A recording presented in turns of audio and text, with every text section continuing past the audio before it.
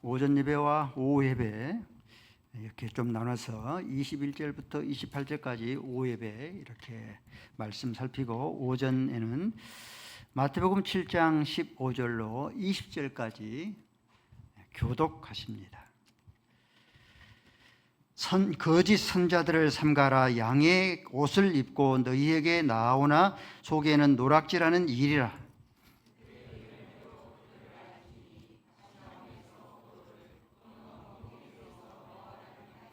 이와 같이 좋은 나무마다 아름다운 열매를 맺고 못된 나무가 나쁜 열매를 맺나니,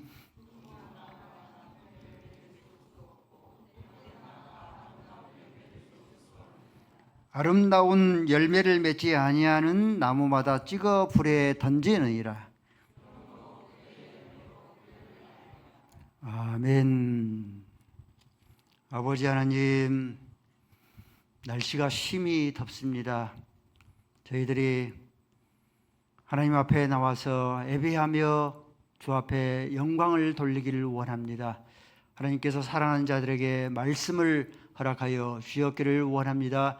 말씀이 영의 양식의 꼴이 되게 하시고, 하나님의 말씀으로 인하여서 나를 이기고 세상을 이길 수 있는 권세의 말씀으로 오늘 또 저희들에게 말씀으로 은혜 베풀어 주시옵소서.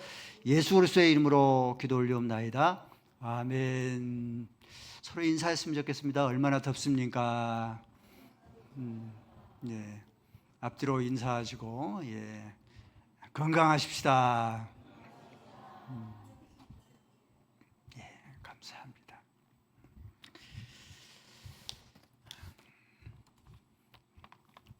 오늘 살필 말씀은 선지자 가운데도 다 좋은 선지자만 있는 게 아니고 참 선지자가 있고 거짓 선지자가 있습니다. 참과 거짓을 우리가 어떻게 옥석을 구별할 수 있을 것인가, 옥석을 구별하는 그 방법, 비결에 대해서 살펴보도록 하겠습니다. 먼저 15절 말씀입니다. 거짓 선자를 삼가라 했습니다. 거짓 선지자를 삼가라. 구약시대에 삼가할 것이 많이 있겠잖아요. 근데 특별히 삼가해야 될 것, 바알입니다. 한번 볼까요? 바알 영상 한번 볼까요? 예, 바알. 구약 성경에서 거의 등장하는 바알 우상입니다. 바알을 삼가해야 될 그런 이유가 무엇인가? 이 바알은 사사시대부터 바알을 섬겨왔기 때문입니다. 이사야서 2장 11절 말씀에 이스라엘 자손이 여호와의 목전에서 악을 행했는데 바알을 섬겼더라. 이 바알은 이 왕정 시대에도 내내 모든 왕들이 섬겼습니다. 특별히 아합 왕과 이세벨이 바알을 섬겼습니다. 열왕기상 16장 31절 말씀에 아합 왕이 아내 이세벨과 함께 이세벨과 함께 바알을 섬겼더라 했습니다. 엘리야 선지자가 영적인 치열한 그런 싸움을 싸웠는데, 이 엘리야 선지자가 영적인 치열한 싸움을 싸운 대상이 바로 이 바알과 아세라 선지자 850명과 싸워서 승리를 얻곤 했습니다. 구약 시대는 이렇게 바알을 삼가해야 되는데, 그러면 사도 바울 당시에는 무엇을 특별히 삼가해야 될 것인가? 에베소 교회는 아데미 우상을 삼가해야 됩니다. 아데미 우상 한번 봐볼까요? 아데미 우상입니다. 이렇게 이제 아데미 우상은 이 풍요의 여신이기 때문에 이 아테네에서 아데미 우상을 섬기곤 했습니다. 그래서 사도행전 19장 28절 말씀에 모든 아덴 사람들이 크도다 아데미어라고 외치고 섬겼기 때문에 이 에베소 교회는 특별히 아데미 우상을 삼가해야 했습니다. 고린도 교회는 특별히 삼가해야 될 것이 아프로디테의 여신. 아프로디테의 여신 봐볼까요? 이 아프로디테의 여신이 우리가 알고 있는 비너스 여신입니다. 고린도 교회는 이 비너스 여신을, 아프로디테의 그런 여신을 섬기곤 했습니다. 고린도전서 10장 14절 말씀에 이 고린도 교회가 우상을 많이 섬겼다 했는데 이 아프로디테의 여신 비너스 여신을 섬겼기 때문에 그런즉 내 사랑하는 자녀들아 우상 숭배하는 일을 너희들이 피하라라고 이렇게 말씀하셨습니다. 예수님께서 이렇게 삼가해야 될 것 많이 있잖아요. 삼가해야 될 것이 많이 있는데 예수님께서는 특별히 너희는 거짓 선자를 삼가하라 했어요. 예수님께서 이렇게 여러 가지 삼가해야 할 가운데 특별히 이 거짓 선자를 삼가라 말씀하신 그 이유는 거짓 선자는 겉은 양의 탈을 쓰고 있지만 속은 노략질하는 이 사나운 이리떼가 가득하기다. 고린도후서 11장 4절 말씀에 사탄도 자기를 광명한 천사로 가장하느니라. 그렇기 때문에 예수님께서 특별히 거짓 선자를 삼가라 이렇게 말씀했습니다. 우리가 종교를 기독교를 중심으로 해서 종교를 나누면은 두 가지 종교로 나눌 수 있어요. 타종교와 유사종교로 나눌 수 있습니다. 타종교라 하면은 불교, 유교, 도교, 남녀 호랑갱교 이런 종교들이 있죠. 특별히 이런 종교들을 너희들이 삼가 이렇게 타종교로 하고 유사종교로 하면은 통일교로부터 시작을 해서 구원파 또 신천지 하나님의 교회 안상홍 이런 유사종교입니다. 여러분들 이 타종교와 유사종교 가운데서 우리가 특별히 삼가해야 될 거 무엇이겠습니까? 우리가 타종교도 우리가 삼가해야 되지만 특별히 유사 종교를 우리가 특별히 조심하고 삼가해야 됩니다. 그 이유가 무엇인가? 여러분들 타종교로 인하여서 미혹을 받아서 타종교에 빠졌다는 소리 들어봤습니까? 불교에 빠졌다, 유교에 빠졌다, 남녀 호란 종교에 빠졌다, 도교에 빠졌다 하는 그런 소리를 여러분들 들어본 적 있습니까? 거의 빠지지 않습니다. 미혹을 받아서 거의 빠지지 않습니다. 근데 유사 종교에 빠진 사람들은 허다합니다. 그렇죠? 통일교로부터 시작을 해서 구원파, 신천지 하나님 이렇게 신천지 이만희에 빠지고 하나님의 교회 안상홍에 빠진 사람이 허다합니다. 이렇게 유사 종교에 빠진 사람들이 허다한 이유가 무엇이겠습니까? 우리와 기독교 교리와 너무 유사하기 때문입니다. 저들은 우리와 똑같은 성경을 읽습니다. 저들도 똑같은 우리와 같은 찬송을 불러요. 저들도 똑같은 하나님을 섬기는 것처럼 보입니다. 놀라운 것은 신천지의 교리가 우리 기독교의 정통 교리와 95%가 똑같아요. 제가 놀라운 것은 신천지에 빠진 그런 분을 이렇게 있어서 그분을 이렇게 이제 건져내기 위해서 그분의 이렇게 테이프를 소지하고 있어서 테이프를 들었는데 제가 그 테이프를 듣고 은혜를 받았다니까요. 성경 공부가 95%가 똑같고 마지막 단계에서 신천지 이만희가 나와서 보혜사 성령이다라고 그렇게 가르칩니다. 예수님께서 삼가해야 될 가운데 많이 있는데 삼가해야 할 가운데서 특별히 거짓 선자를 삼가하라. 거짓 선자를 삼가해야 될 그런 이유는 뭐냐면은 겉사람은 광명한 천사처럼 보이지만 그 속은 악한 이 이리떼와 이 늑대떼로 가득한 일이 마귀가 도사리고 있기 때문에 특별히 거짓 선자를 삼가하라 말씀하신 이유입니다. 거짓 선자를 참과 거짓을 구별할 수 있는 옥석을 구별하는 그런 첫 번째 방법이 무엇인가? 그 방법은 거짓을 선포합니다. 거짓을 선포하지 않는가 우리가 상세히 살펴볼 수 있어야 합니다. 싹군 목자들은요, 거짓 선자는요, 거짓을 선포합니다. 하나님께서 아담과 하와에게 동산에 있는 모든 실과는 너희가 임의로 먹되 이 동산 한 중앙에 있는 선악과는 먹지 말라. 선악과를 먹는 날에는 네가 정령 죽으리라. 반드시 죽으리라. 근데 마귀가 나타나서 거짓을 선포하잖아요. 선과 악을 선악과를 먹으면은 네가 죽지 아니하고 네가 하나님처럼 되리라. 이렇게 거짓을 선포합니다. 에레미야 시대 때에도 심판이 눈앞에 이르렀는데 바벨론의 그런 침공이 눈앞에 이르는데 거짓 선자들이 가득하여서 안전하다 평안하다라고 그렇게 외쳤습니다. 예레미야서 8장 31절 말씀입니다. 그들이 거짓 선지자를 말한 거죠. 그들이 백성의 상처를 가볍게 여기면서 말하기를 평안하다 안전하다 하나 평안이 없도다. 사도 바울 당시에도 마지막 때가 되어지면 사도 바울뿐만 아니라 마지막 때가 되어지면 거짓 선지자들이 가득하여서 저들의 선포는 주로 거짓을 선포한다. 안전하다 평안하다는 그런 메시지를 선포합니다.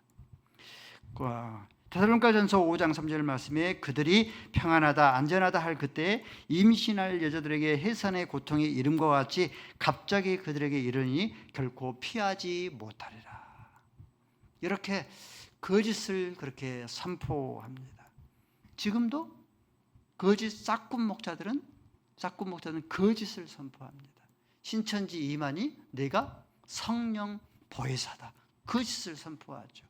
하나님의 교회 안상홍 내가 지저스 이 땅에 오는 재림 예수다라고 선포합니다. 이 JMS 내가 지저스 모닝 이 새벽별이다라고 그렇게 거짓을 선포합니다. 여러분들 참된 교회는 어떤 교회가 참된 교회겠습니까? 성경 말씀에 기록된 말씀이 죄에 대해서 말씀을 하고 심판에 대해서 말씀하고 지옥에 대해서 말씀하면 그 말씀을 그대로 참되게 선포하는 교회가 참된 교회인 줄로 믿습니다. 현대인들이 싫어하는 그런 주제들이 있죠. 전도합시다. 또 헌신 충성합시다. 하나님께 헌상을 드립시다. 이 말씀이 기록된 말씀이면 그 말씀에 따라서 그대로 선포하는 그런 교회가 참된 교회인 줄로 믿습니다. 거짓된 교회는 어떤 교회냐? 현대인들이 싫어하기 때문에 죄에 대해서 심판에 대해서 지옥에 대해서 싫어하기 때문에 이 말씀을 선포하지 않아요. 그러면 거짓된 교회예요. 현대인들이 머리를 무겁게 여기는 이 전도합시다. 헌상을 하나님 앞에 드립시다. 하나님 앞에 충성하며 헌신합시다. 현대인들의 머리를 무겁게 하는 그런 주제들이죠. 무겁게 하기 때문에 이 말씀을 전하지 않으면 그 교회는 거짓된 그런 교회입니다. 어떤 교회가 참된 교회인가? 마태복음 19장 9절 말씀에 너희가 음행한 연고 외에 아내를 버리고 장가드는 자는 이는 가늠하니라. 이 말씀을 그대로 선포하는 것, 이것이 참된 교회예요. 음행한 연고 외에 아내를 버리고 남편을 버리는 것, 이건 음행한 것이다, 가늠한 것이다, 선포하는 것, 이것은 참된 교회입니다. 그러나 거짓된 교회는 어떤 교회인가? 지금의 시대가 간통제가 폐지되었기 때문에 돌싱으로 활싱으로 그 안에서 얼마든지 자유함을 누려야 된다라고 선포할 것 같으면 그 교회는 거짓된 그런 교회가 되어집니다. 따라서실까요? 행복한 교회는 기록된 말씀으로 그대로 전하는 교회다. 행복한 교회는 말씀에 참된 것을 말하면 참된 것을 선포하고, 거짓된 것을 기록되어 있으면 거짓된 것을 그대로 선포하는 것, 이것이 행복한 교회의 참과 거짓을 구별하는 그런 방법 가운데 하나입니다. 참과 거짓을 우리가 어떻게 구별할 것인가? 15절 말씀에 거짓 선지자 싹군 목자들은요 노략질을 일삼습니다. 내가 섬기는 그런 교회가 참된 교회인가 거짓된 교회인가 하려면 노략질을 하는가 하지 아니하는가를 살펴보면 됩니다. 예수님 당시의 종교 지도자들은 이 노략질을 일삼았습니다. 유대인의 3대 절기, 유월절, 맥주 감사절, 추수 감사절, 특별히 이제 7대 절기가 있는데 3대 절기는 유대인의 3대 절기로 임합니다. 근데 특별히 이제 유대인의 절교인 이 절기인 유월절이 되어지면 역사가인 요세푸스에 의하면 예루살렘에 흩어진 나그네들이 디아스포라들이 약 한 200만 명이 모였다고 그래요. 많은 수가 모였죠. 많은 수가 모였는데 이들이 하나님 앞에 이제 성인 남자 20세에 하나님 앞에 성전세를 드려야 되는데 그 성전세는 반드시 유대인의 화폐로 세겔로 드려야 됩니다. 그러면 이 환전을 하겠죠. 환전을 하면 환율이 급등합니다. 예를 들면 지금 이제 환율이 1,500원 정도 하잖아요. 이때가 되어지면 3,000원으로 5,000원으로 이렇게 이 폭등을 합니다. 환율이 폭등을 해요. 그 차액을 누가 갖겠어요? 종교 지도자들이 그 차액을 착취를 합니다. 노략질에 일삼았습니다. 또 200만에 가까운 그런 많은 사람들이 예루살렘에 이르면 성전이 있으니까 하나님 앞에 제사를 드려야 하잖아요. 제사를 드리는데 예를 들면 이 베드로전서에 나오는 본도, 빌라도, 갑바도기아 먼 곳에서 짐승을 가지고 하나님 앞에 예배를 드리면은 이 짐승들이 약한 것, 병든 것, 썩은 것 제물이 되어 있겠죠. 그래서 짐승을 못 가져와요. 그래서 돈만 가지고 와서 예루살렘에서 짐승을 삽니다. 마찬가지로 이 짐승값이 물가가 폭등을 합니다. 소가 한 마리가 100만 원이었는데 소 한 마리가 300만 원, 500만 원으로 이렇게 폭등을 해요. 그 차액을 종교 지도자들이 노략질을 했습니다. 그러므로 성경은 이렇게 말씀합니다. 누가복음 12장 40절 말씀에 가부의 가산을 삼켰다. 가부의 2렙돈까지 저들이 삼킨 바 되었다. 노략질을 일삼았습니다.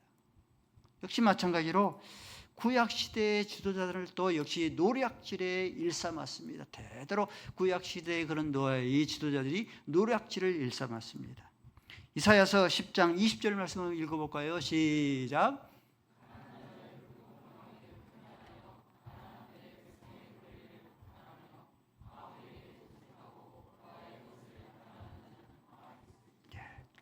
미가서 3장 11절 말씀을 읽습니다. 시작.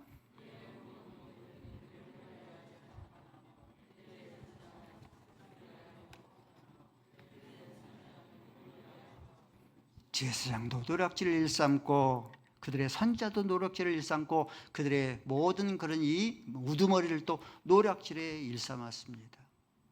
중세 때에도 교회의 지도자들이 노략질을 일삼았습니다. 면죄부를 판매를 했어요.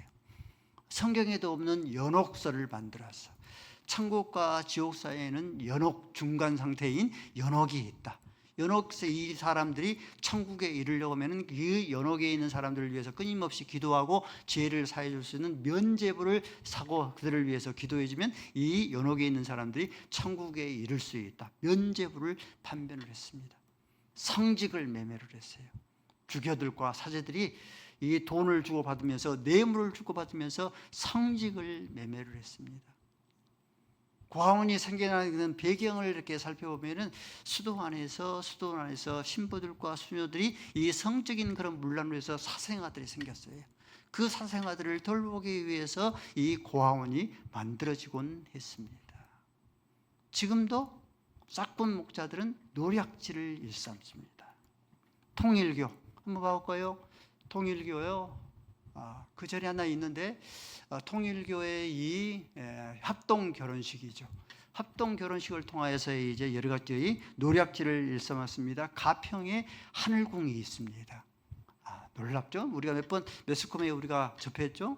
하늘궁이 있어서 거기 안에서 노략질을 그렇게 일삼았습니다. 이들의 노략질의 규모가 어느 정도나 될 것인가? 선거 때죠. 이 통일교에서 무려 부산에서 일본까지 해저 터널을 자기들이 개발을 하겠다. 한번 자료를 살펴봤더니 부산에서 일본까지 해저 터널을 하려면 어느 정도 예산이 드는가? 최소 30조에서 100조가 들어간답니다. 통일교에서 자산이 그만큼 가득하다는 것이죠. 그만큼 노략질을 일삼습니다. 전도관입니다. 전도관은 제1전도관도 없어졌고 2전도관도 없어졌고 이제 이 신앙촌만 남아있는데 이 신앙촌이 부산 기장군에 있는 기장읍에 있습니다. 노략질의 규모가 어느 정도인가? 지금도 신앙촌에서 옷을 제작하고 판매하고 음식을 제작하고 판매하곤 합니다. 그 수입이 수조까지는 안 돼도 수천억에 그렇게 이르게 되었습니다. 신천지입니다. 신천지는 경기도 가평에 이제 본부가 있는데 거기에서 이제 인허가로 문제로 해서 많은 데모가 일어나고 있는데 재산 규모가 어느 정도 됩니까? 각 지파에 각 도들마다 한 지파씩 이렇게 있습니다. 많은 그런 재산들을 가지고 있죠. 마지막으로 하나님의 교회죠.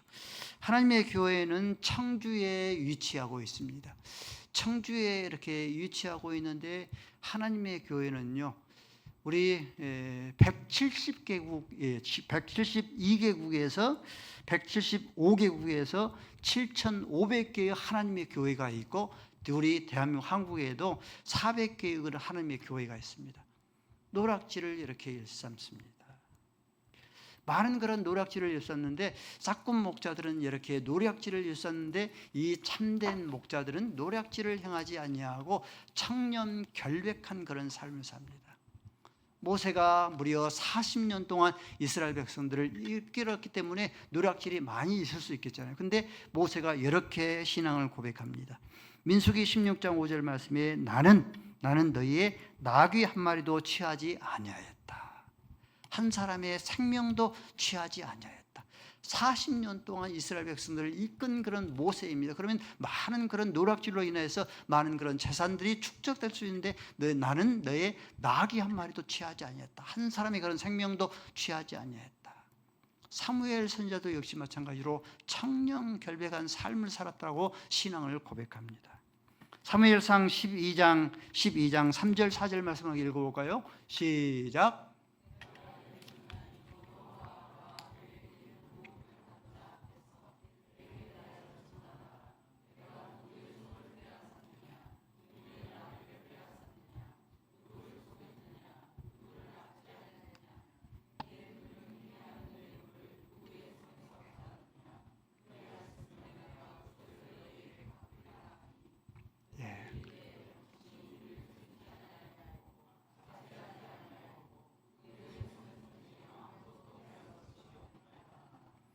사무엘 선지자가 논인이 되도록까지 소를 뺏은 적이 없다. 나귀를 뺏은 적이 없다. 내가 너희에게 뇌물을 받은 적이 없다.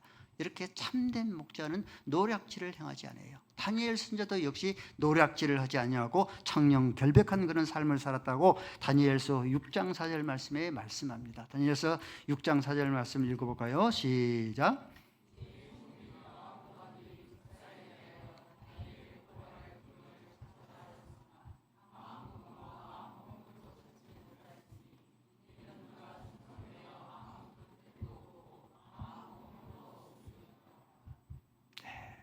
다니엘 선지자의 그런 신앙의 고백입니다. 오랫동안 높은 그런 고관 관직이 있었지만 아무 헛무리를 찾을 수 없을 만큼 털어서 먼지가 나오지 않을 만큼의 그런 이 청렴 결백한 그런 삶을 살았다. 의사 라이센스를 하면은 기본급이란 게 있습니다. 기본 연봉이 1억, 2억, 3억. 변호사도 마찬가지죠. 변호사가 되어지면은 기본급이 있죠. 아무리 못 되어도 이 정도가 되어지고, 그렇죠? 근데 목사처럼 천차만별의 그런 이 직업이 없습니다. 대형 교회 목사님들은 수억의 그런 연봉을 받아 누립니다.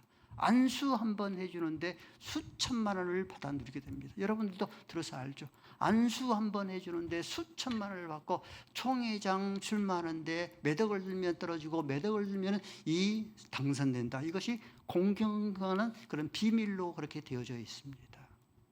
근데 섬에서 시골에서 목회한 목사님들은 요즘 시급이 얼마입니까? 최근에 발표된 시급을 보니까 1320원입니다. 월급으로 하니까 이것이 한 달 월급으로니까 215만 6,880원입니다. 한국 교회 대부분의 그런 목사님들이 시급도 되지 않은 그런 이 페이를 받고 그렇게 살아나갑니다. 연봉별로 봐볼까요? 2천만 원 이하이면 저소득층이라고 합니다. 2천만 원에서 3,500만 원이면 서민층이라고 합니다.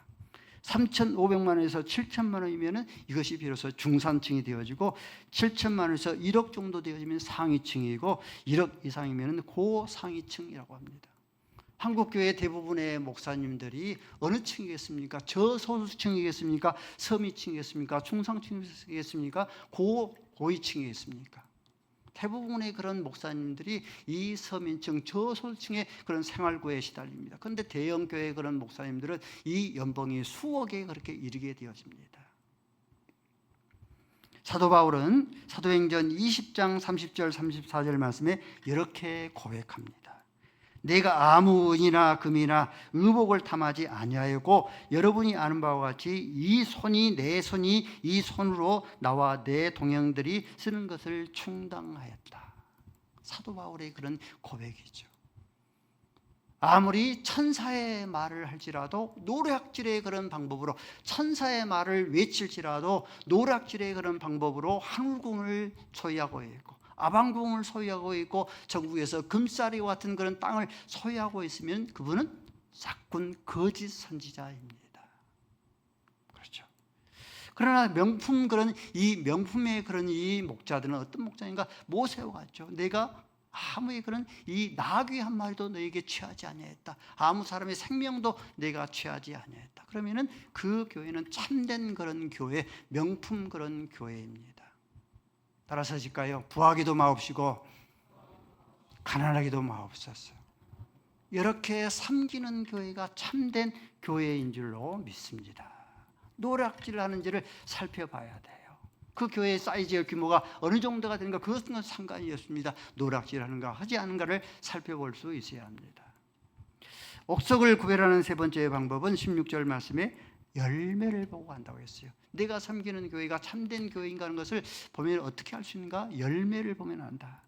17절 말씀에 좋은 나무에서 좋은 열매를 맺는다. 감람나무, 무화과나무, 이 포도나무의 열매를 맺는다. 근데 나쁜 나무에서 나쁜 열매를 맺는다. 가시와 엉겅퀴를 맺는다. 좋은 열매를 맺지, 19절 말씀에 아름다운 열매를 맺지 아니하면 찍어 불에 태워버린다. 이 열매인데 이 열매가 여러분들 업적이고 공적이겠습니까? 업적을 맺지를 못하면, 공적이 없으면 이 찍어서 불에 태움을 받겠습니까? 평생을 섬지방에서, 평생을 섬에서 30명으로 이렇게 목회한 그 목회자들이 굉장히 많습니다. 그죠? 요즘은 이제 고령 시대가 이렇게 되어서 30명으로 목회를 했는데 그분들이 다 돌아가시고 교회가 없어질 그런 위기가 처했어요. 1년에 그런 연봉, 1년에 그런 예상도 5천만 원이 되지 않고 2천만 원, 3천만 원 이렇게 평생을 목회하는 목사님. 그러면 이분들의 업적과 공적이 있기 때문에 찍어서 불태움을 당하겠습니까, 여러분들? 그렇지 않죠. 인스타에 이렇게 올라와 있는데 한 영상을 보니까 본명이 민노아 목사님이십니다. 본명은 한국 이름이 민노아 목사님이고 이 본명이 프레드릭 밀러 목사입니다. 한국에 와서 선교를 하기 위해서 조선 땅을 밟았는데 이 8개월 만에 첫째 아들이 죽었어요. 둘째 아들을 낳았는데 둘째 아들이 하루 만에 죽었습니다. 자기 아내가 1년 만에 죽었습니다. 그러면 모든 것을 포기하고 본국으로 돌아갈 만하잖아요. 근데 사람들이 수군거립니다. 도대체 하나님이 어디 계시는가? 라고 그렇게 수군거립니다. 근데 이 목사님이 포기하지 않냐고, 본국에 가지 않냐고 끝까지 조선에 남아서 도산 안창호 선생을 끊임없이 길러냅니다. 청주의 최초의 그런 현대식 건물을 그렇게 건립을 하고 뿐만 아니라 병원을 건립합니다. 이분이 그래서 지은 찬송이 찬송가 96장, 우리가 자주 부르는 찬송가 96장이에요. 하나님은 누구신가? 하나님은 누구신가? 우는 자의 위로와 없는 자의 풍성이 되신다. 이 상처를 안고 찬송가 96장을 지어 불렀습니다. 열매는 무엇인가? 업적과 공적이 아니에요. 업적과 공적을 맺지를 못하면 내가 지옥에 빠진다, 그게 아닙니다. 이 업적과 이 열매는 성령의 9가지 열매예요. 성령의 9가지 열매를 우리가 끊임없이 맺어갈 수 있어야 합니다. 예수님의 제자들 보십시오. 성령의 9가지 열매들을 나름대로 맺어갑니다. 보아하게 우리의 아들이라 불렸던 사도 요한이 결국은 그가 사랑의 사도가 되어집니다. 요한복음 13장 23절 말씀에 예수의 제자 중에 하나가 그가 사랑하는 자가 예수의 품에 의지하여서 누웠더라. 보아하게가 사랑의 사도가 되어집니다. 으뜸되기를 좋아하는 이 베드로가 겸손의 그런 사도가 되어집니다. 베드로전서 1장 13절 말씀에 그러므로 너희의 마음의 허리를 동이고, 이 말씀은 지금 베드로가 이 성경을 기록하면서 예수님께서 허리에 수건을 동이시고 자기 발을 씻겼던 것을 이렇게 생각하면서 이 구절을 기록했을 거예요. 예수님의 대부분의 제자들이 다 어떻습니까? 대부분 순교합니다. 특별히 의심이 많은 이 도마도, 마지막 인도에서 순교를 당했습니다. 나름대로 열매를 맺어갑니다. 충성의 열매, 성령의 9가지 열매들, 끊임없이 인내의 열매들을 맺어갑니다. 근데 여러분 보십시오. 가룟 유다는 열매를 찾아볼 수 있습니까? 가룟 유다는 그 어디에도 열매를 찾아볼 수가 없어요. 가룟 유다는 피난하기를 좋아했습니다. 요한복음 12장 5절 말씀에 예수님께 지극히 비싼 나드 한 근을 붙자 어찌하여서 지극히 비싼 나드 한 근을 팔아서 가난한 자들에게 나눠주지 아니하였는가? 이렇게 말하면 가난한 자를 위함이 아니고 돈깨를 맡은 자로서 거기서 얼마를 훔쳐가며라. 피난으로 가득했습니다.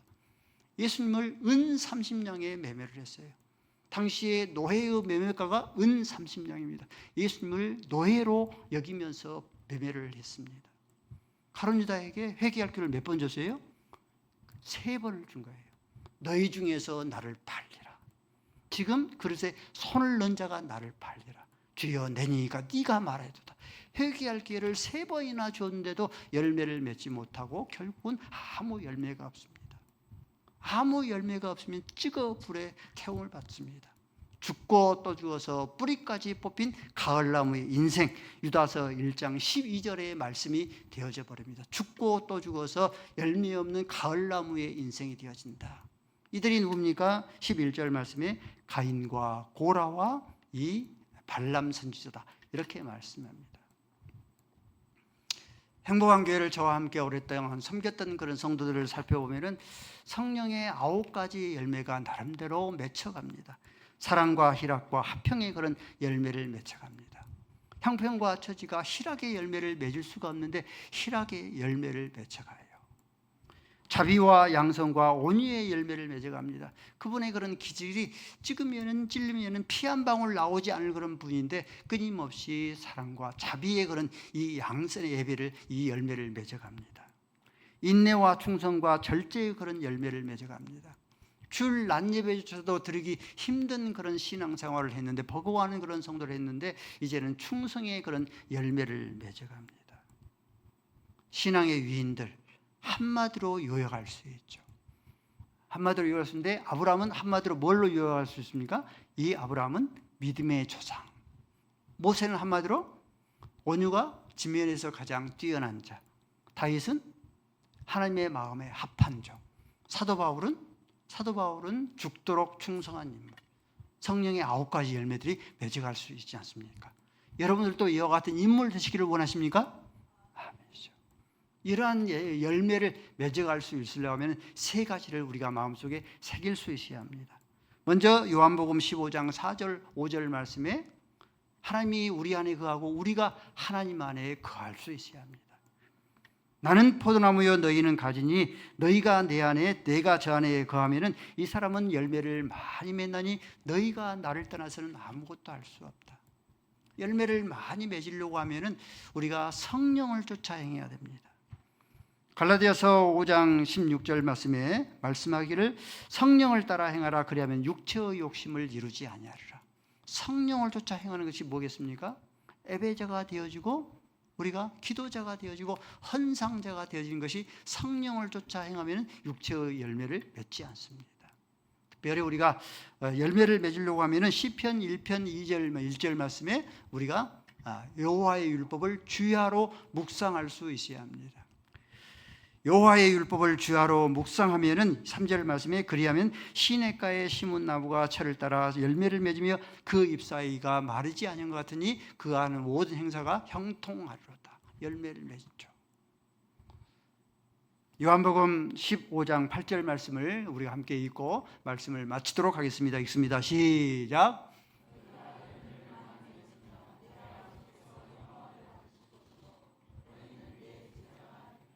너희가 열매를 많이 맺으면 하나님께서 영광을 받으신대요. 너희가 내 제자가 되리라는 일컬음을 받을 수 있답니다. 우리 서로 옆에 사람들과 위로합시다. 열매 맺는 성도가 됩시다. 네. 열매를 맺어서 하나님 앞에 영광을 돌리고 하나님의 제자라는, 예수님의 제자라는 일컬음을 얻을 수 있기를 바랍니다. 아버지 하나님, 너희가 열매를 맺으면 하나님 앞에 영광을 돌리고 내 제자가 되리라는 일컬음을 얻는다 했사오니 저희들이 열매를 많이 맺어서 하나님 앞에 영광이 되게 하시고 하나님의 제자라는 일컬음 얻게 하여 주시옵소서. 예수 그리스도의 이름으로 기도 올리옵나이다. 아멘.